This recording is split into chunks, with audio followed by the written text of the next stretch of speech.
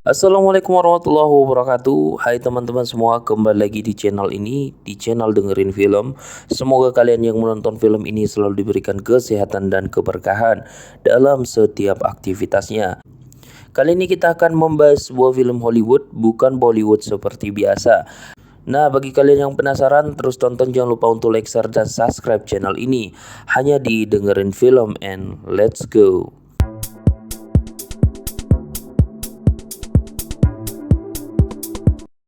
Film dibuka dengan kereta lapis baja yang mengangkut seorang buronan menuju penjara Denzali, tempat para penjahat kelas kakap dikurung.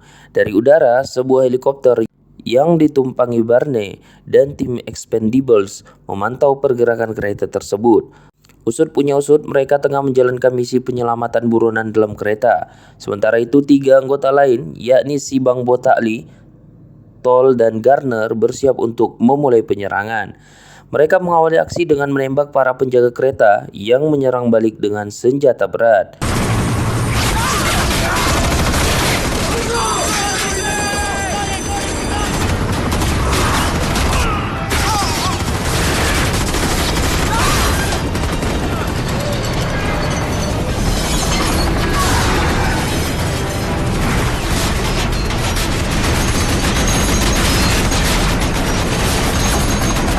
Beruntungnya kereta terjatuh akibat tersangkut kabel listrik. Tanpa menunggu banyak waktu, tim Expendables langsung turun ke gerbong dan menghabisi penjaga tanpa tersisa. Di sana mereka berhasil membebaskan target buronan mereka, yang merupakan mantan anggota Expendables bernama Doc. Namun bukannya langsung kabur, Doc malah menatap foto sosok jenderalnya. Tak sampai di situ, ia malah kabur dan menyerang para penjaga, termasuk masinis di ujung kereta. Usut punya usut lagi, ternyata Doc ini melakukan ini karena sakit hati kepada sang jenderal.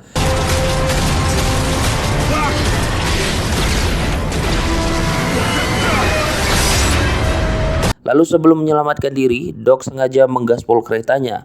Selepas menghancurkan penjara, mereka pergi ke landasan untuk berganti pesawat. Di sini terungkap bahwa Doc adalah angkatan pertama di Expendables dan merupakan salah satu pendiri yang masih hidup. Di dalam pesawat, Doc mulai berkenalan dengan anggota Expendables lainnya. Di sini, Doc pun menceritakan kepada Gunner dan Rod kalau dia pernah menjadi ahli medis sebelum hijrah ke dunia pergelutan. Dia lalu mengisahkan awal mula berdirinya di Expendables.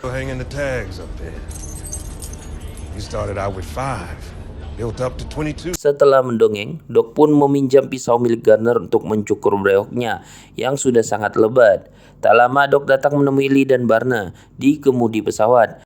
Ia diberitahu Barney bahwa setelah ini mereka tidak akan pulang, namun menjalankan misi baru di mana mereka harus menangkap seorang pedagang senjata bernama Victor Min yang akan transaksi jual beli bom di sebuah dermaga di Somalia.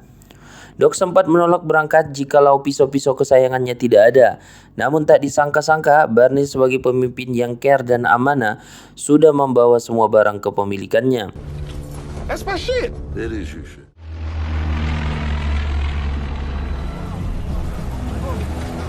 Singkat cerita, Barney CS akhirnya tiba di Somalia dan di sanalah mereka bertemu dengan Caesar. Nah, untuk mencapai lokasi tersebut, beliau-beliau ini kepikiran ide brilian untuk menyamar menjadi gerombolan nelayan. Kemudian, setibanya di lokasi, Barney langsung memimpin pasukan untuk menemukan target. Sementara Caesar dan Gunner mengawasi mereka di perahu. Setelah membogem beberapa penjaga, mereka pun berpencar. Barney dan lainnya bersembunyi di balik sebuah kargo. Sementara Doc dengan kelincahannya menuju ke alat berat crane.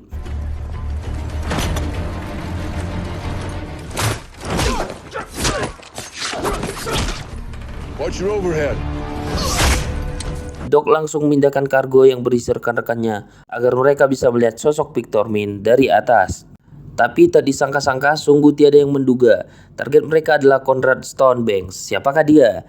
Nah, beliau ini adalah sahabat lama dari si Barney ini, salah satu pendiri di Expendables juga, yang sudah lama menyerah. Ternyata sekarang ia mengganti namanya menjadi Victor X Samidi untuk keperluan bisnis setelah berubah menjadi jahat.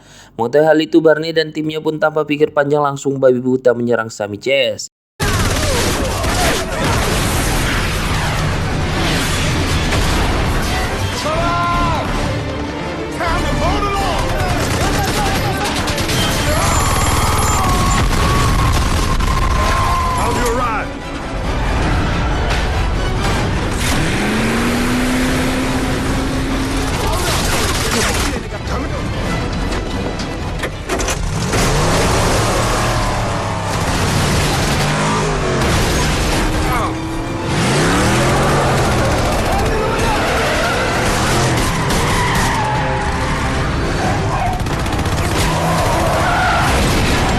Gencatan senjata pun terjadi antara tim Expendables dan Samidi ini. Kemudian dari atas perahu Caesar yang melihat timnya terdesak bergabung dengan tim menggunakan cara yang sangat epik.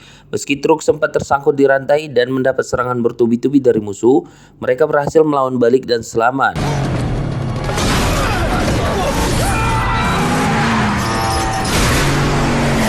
Namun tanpa mereka sadari, Samidi sedang mengintai dari atas. Dia juga hendak menembak kepala Barney, namun ia justru melakukan hal ini.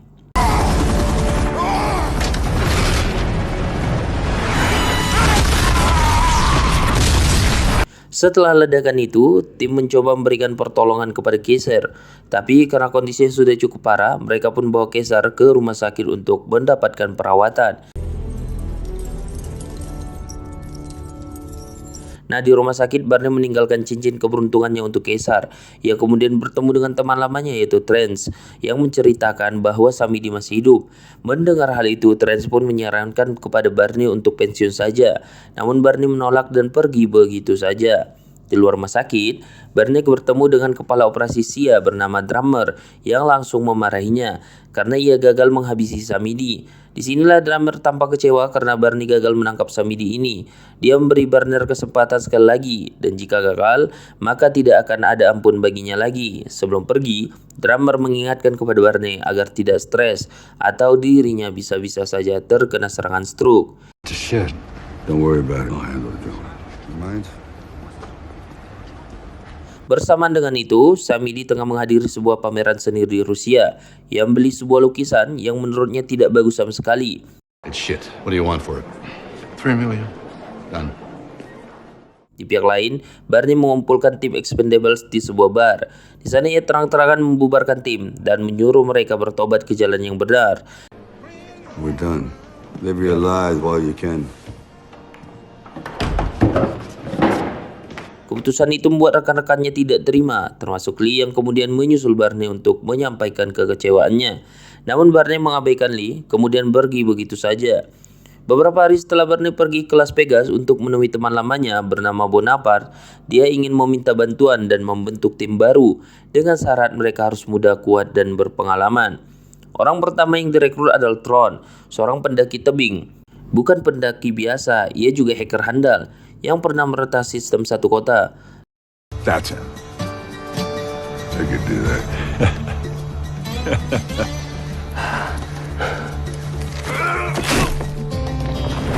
Lanjut ke New York, mereka merekrut anggota kedua yaitu Luna. Dia bekerja di sebuah diskotik sebagai petugas keamanan yang punya keahlian baku hantam.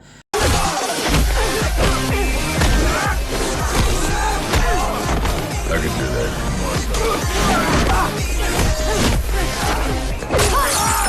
Tiba di Arizona, mereka hendak bertemu kandidat lain yang bernama Felipe Silva. Namun siapa sangka pria yang berpenampilan seperti ninja dari Konoha itu ternyata bernama Galgo. Dia adalah mantan pasukan khusus yang sangat ingin bekerja dengan Barney. Sontak Bonaparte pun mengajak Barney pergi karena Galgo terlalu tua untuk misi ini.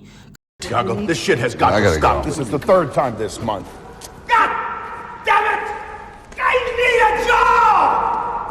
Karena gagal direkrut, Bonaparte pun menggantikannya dengan orang lain yaitu Mars.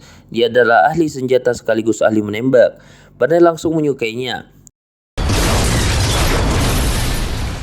Mereka kemudian pergi ke Meksiko untuk bertemu rekrutan terakhir yaitu John, yaitu mantan prajurit yang banting setir menjadi petarung jalanan. Sayangnya ketika momen ini, John saat itu kalah dalam pertarungan, tapi Barney tetap terkesan dan akhirnya memasukkannya ke tim baru. Don't waste your time. Singkat cerita, saat Barney hendak kembali ke markas, tiba-tiba Drummer sudah berada di dalam mobilnya. Dia kemudian memberikan informasi tentang keberadaan Samidi. Diketahui, Samidi sedang berada di kota Bukares dan Barney harus segera menangkapnya. Coordinates for where he'll be. Namun Drummer mintai untuk menangkap Samidi hidup-hidup karena pihak Sia ingin menyerahkan Samidi ke pengadilan militer di Den Haag, Belanda. Sebelum pergi, Drummer memperingatkan Barney untuk tidak gagal dalam misi ini. Tanpa membuang waktu, Barney langsung mengumpulkan tim barunya di pagi hari. Namun dia kembali didatangi oleh tim lamanya yaitu Lee, Gunner, Doc, dan Claude. Mereka masih tidak terima karena dibubarkan, apalagi kini Barney membentuk tim baru tanpa memberitahukan mereka. Doc hanya sengaja mengejek tim baru sebagai tim yang amatir. Sontak hal tersebut menimbulkan ketegangan di antara mereka. An asshole, Grandpa. You want to dance, big guy? Hey! Gunner, Lee, kemudian mengajak yang lain untuk pergi saja. Namun sebelum angkat kaki, Lee memamerkan skill lempar pisaunya kepada para pemuda itu. Tak berselang lama, Barney dan tim barunya pun berangkat menggunakan pesawat di Expendables dan pilot kali ini adalah Trent. Lalu di pesawat, John bertanya kepada Barney, kenapa dia sangat ingin menangkap Samidi. Barney pun langsung memberikan dokumen dari drummer yang berisi bukti kejahatan Samidi. Ketika John membuka dokumennya, dia melihat semua hal jahat tak berperikamanusiaan dan tak beradab sama sekali yang dilakukan oleh si mafia tersebut. Tak sampai situ, dia juga melihat tato The Expendables di tangan Samidi. Pada waktu yang sama, Lee dan yang lainnya sedang menggalau di rumah masing-masing. Mereka pun bingung harus melakukan apa karena sejak timnya dibubarkan, mereka resmi menjadi pengangguran.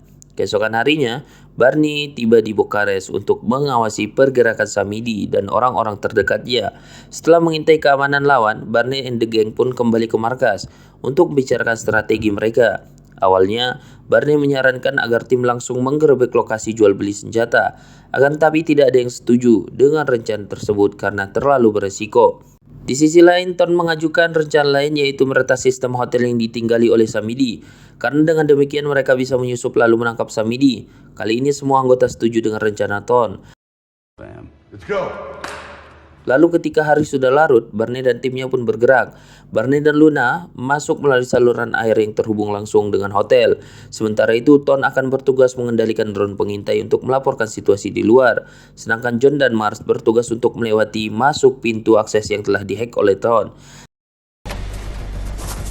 Tak berserang lama, pembeli senjata Samidi tiba-tiba muncul. Dia adalah Goran Fat, seorang mafia lokal yang tertarik dalam bisnis senjata. Kemunculan yang mendadak membuat Barney dan kawan-kawan mempercepat aksinya.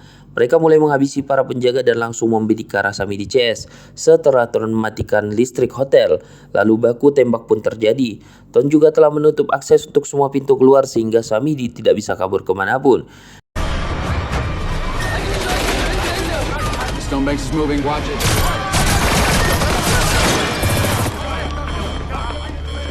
Kemudian giliran Luna yang bertindak. Dia langsung menghajar Samidi dan anak buahnya. Singkat cerita, Barney CS menculik Samidi dan menyekapnya di dalam mobil. Barney menonjok Samidi pun tanpa ampun. Di sini Samidi terus mengoceh, membuat Barney semakin emosi dan menjadi lengah. Tanpa sepengetahuan Barney CS, anak buah Samidi dari tadi mengintai dengan helikopter. Ternyata Samidi membawa pelacak GPS sehingga timnya bisa menyusul. Tidak sampai di situ, anak buah Samidi menembak roket ke arah Barney dan membuatnya terpental ke sungai. Namun karena terbawa arus, Samidi tidak bisa menemukannya. Oleh karena itu dia memutuskan untuk menculik Tron dan yang lainnya yang akan dijadikan umpan. I need a body. Find him. Pagi harinya, antek-antek Samidi menemukan Barney yang terdampar di pinggir sungai. Di sini Barney tidak tinggal diam, dia langsung membrutal dan menghabisi semua jamet-jamet ini, yang dimana mereka semua KO. Selepas membrutal, Barney kembali ke pangkalan udara untuk menemui Trent. Tak berselang lama, Barney mendapatkan kiriman video dari Samidi ini. Dia telah menyekap dan menyiksa timnya. Dia mengancam akan bunuh mereka kalau Barney tidak muncul dalam 40 jam ke depan. Barney pun memutuskan untuk menyelamatkan anak buahnya. Trent berusaha membujuk supaya Barney mau memanggil Lee dan kawan-kawannya. Tetapi dia tidak mau karena mereka sudah pensiun. Dan tak lama kemudian muncullah Susuk Galgo. Dia meyakinkan Barney untuk membawanya saja dalam misi ini. Walaupun ragu, Barney akhirnya menerima Galgo berkat kegigihannya dalam membacot. Bahkan saat Barney sibuk menyiapkan pesawat yang dilakukan Galgo, hanya menceritakan masa lalunya. Tapi apa boleh buat, Barney memang membutuhkan bantuan. Jika ceritanya pesawat pun siap untuk diterbangkan. Namun ketika hendak lepas landas, tiba-tiba pesawat dicegat oleh Lee. Mereka juga ingin ikut dalam misi ini. What are you doing here? Mau tak mau, Barney pun membiarkan mereka ikut bersamanya. Di dalam pesawat, Barney dihubungi lagi oleh drummer yang berikan informasi tentang lokasi terkini dari Samidi dan pasukannya. Drummer juga mengingatkan kembali bahwa Samidi tidak boleh terbunuh. Dia harus ditangkap hidup-hidup. Those are orders, Barney. Di lain pihak, drummer milih untuk terjun langsung ke lapangan. Walaupun sudah bau tanah, dia masih tetap ingin membrutal. Tidak sendirian, dia ditemani oleh Thresh dan Ying Yang alias Mamang Jet Li. Yang kalau kita tahu di episode-episode sebelumnya, dia sudah pensiun dari Wong Fei Hung. I thought Church was as whole. Pada waktu yang sama, tim Barney pun sudah tiba di hutan dekat persembunyian dari Samidi. Sambil berjalan, Barney bertanya kepada Galgo, kenapa dia pensiun dari militer dan ditinggalkan oleh pasukannya. Ternyata Galgo bukan ditinggalkan karena bodoh. Justru teman-temannya meninggal di medan perang, dan dia satu-satunya yang masih hidup. Sangat mengherankan. Berarti si Galgo ini sangat hebat sekali. Died. Except Mereka kemudian memantau persembunyian Samidi, tapi anehnya tidak ada pasukan penjaga di sana. Barney CS pun segera masuk dan menyelamatkan tim barunya. Namun yang tidak dia sadari, gedung tersebut telah dipasang peledak di setiap sudut dan mereka hanya memiliki waktu 45 detik untuk keluar. To get out of there, you got. How about 45? Ton pun tidak tinggal diam, dia langsung mengambil alat penangkap sinyal milik Gunner untuk memblokade jaringan di pelacak Samidi. Berkat kemampuan hackingnya, Ton berhasil mematikan semua bom di gedung. Tapi masalahnya tidak berhenti situ saja, bom tersebut masih bisa meledak jika alat milik Gunner mati. Di sisi lain, Samidi juga telah mengirim ribuan pasukan dari Asminista untuk mengepung Barney CS. Tidak hanya dikepung, mereka juga memiliki konflik internal antara tim senior dan junior. Disinilah Barney sebagai pemimpin yang bijak berusaha untuk menjadi penegak. Barney memotivasi anggotanya bahwa jika mereka bersatu, mereka pasti akan memenangkan pertempuran ini. Get out of this alive. Setelah semua tenang, Barney langsung membagikan senjata dan menjelaskan strategi untuk keluar yang intinya adalah maju terus, pantang mundur. 10 pasukan elit ini bertarung tanpa rasa takut. Meski dengan senjata yang seadanya, mereka mampu bertahan dari serangan tank baja dan serbuan musuh yang tak terhitung jumlahnya. Beruntungnya drummer datang tepat waktu, dia bersama dengan Thresh dan Yin yang membantu lewat serangan udara.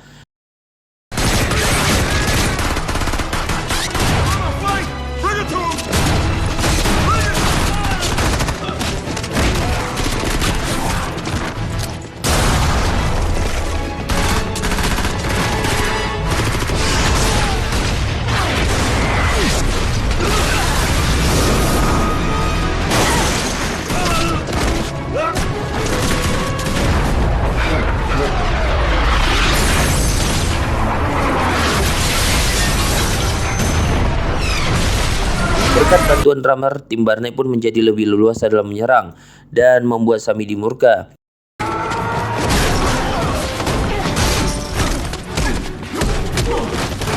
Di sudut lain, Luna sedang berjibaku dengan para tentara, sedangkan Galgo sibuk menghindari serangan jarak jauh dan ajaibnya, dia tidak terluka sedikit pun. Galgo kemudian membantu Luna untuk membabat tentara musuh hanya dengan satu terjangan saja. Sementara itu di udara, drummer tengah mengincar helikopter musuh. Begitu mendekati target, Yin Yang segera melepaskan tembakan bertubi-tubi. Di waktu yang sama, Gunner dan Tron membajak tank baja untuk melakukan serangan balik kepada musuh. Saat perang sedang sengit-sengitnya, Samidi kembali mengutus anak buahnya. Kali ini dipimpin oleh pria bongsor, sebut saja si Paimin.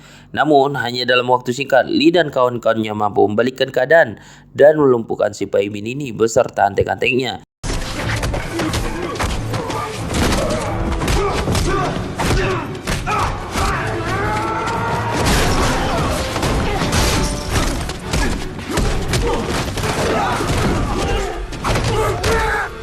Sayangnya, bala tentara Samidi berdatangan terus-menerus, seolah-olah ini adalah medan perang dari Perang Dunia Ketiga. Padahal yang mereka lawan tidak lebih dari 13 orang. Oleh karena itu, Barney segera menyuruh semua anggotanya untuk naik ke atap agar bisa masuk ke helikopter milik drummer. Di lain pihak, Samidi pun marah karena pasukannya tidak becus melawan Barney and the gang. Dia pun akhirnya memutuskan untuk terjun ke lapangan. Ketika yang lain sudah sampai ke atap, Barney tiba-tiba ditembak oleh Samidi. Samidi kemudian mengajaknya bergelut dengan tangan kosong. Sebagai seorang legenda yang hidup, tentu saja Barney menerima tantangannya. Barney yang sudah lelah kembali bangkit lagi dan berhasil mengalahkan si Samidi ini.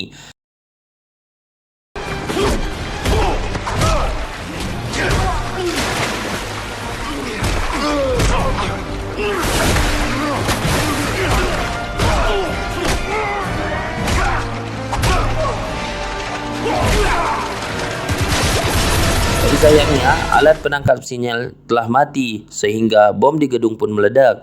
Tanpa pikir panjang, Barney langsung berlari ke helikopter sebelum gedungnya roboh.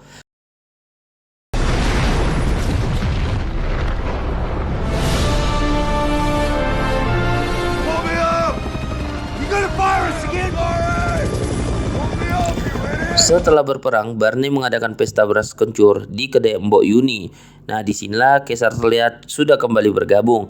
Drummer juga ikut menghadiri pesta tersebut.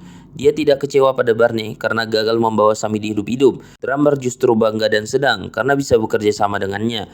Sementara itu, Galgo kini resmi menjadi anggota The Expendables yang baru.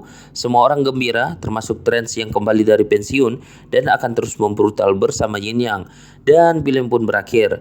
Nah, dari film ini kita belajar tentang bagaimana strategi terbaik, bukan soal jumlah pasukan, tapi soal kepercayaan antara satu sama lainnya. Terima kasih telah menonton channel ini and see you.